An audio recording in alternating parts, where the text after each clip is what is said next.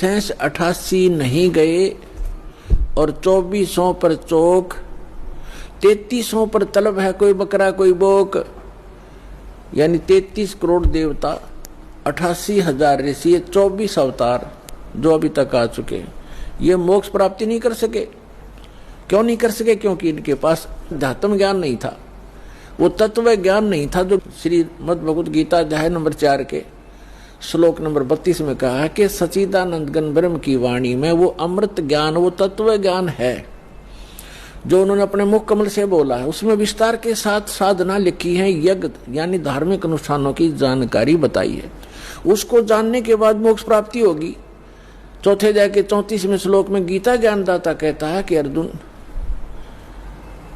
उस तत्व ज्ञान को जो सच्चिदानंद घन ब्रह्म की वाणी में लिखा है, उस तत्व ज्ञान को तू तत्वदर्शी संतों से जाकर समझ, उनको दंडोत प्रणाम करने से, कपट छोड़कर सरलता पूर्वक प्रश्न करने से वो तत्वदर्शी संत तुझे उस तत्व ज्ञान का उपदेश करेंगे। तो इससे सिद्ध है कि गीता ज्ञान दाता भी उस तत्व ज्ञान से अपरिचित है, और तत्व ज्ञान से अपरिचित है तो मोक्ष कहां से होगा उनका? तो ये अंडरस्टूड है पुण्यात्माओं कि अभी तक इन ऋषि महर्षियों और इन देवताओं को कख भी पता नहीं था अध्यात्म मार्ग का। केवल डरे डोते रहे, सिद्धियां प्राप्त कर लेते, आकाश में उड़ जाने की, पृथ्वी के ऊपर चलने की, सागर को पी जाने की।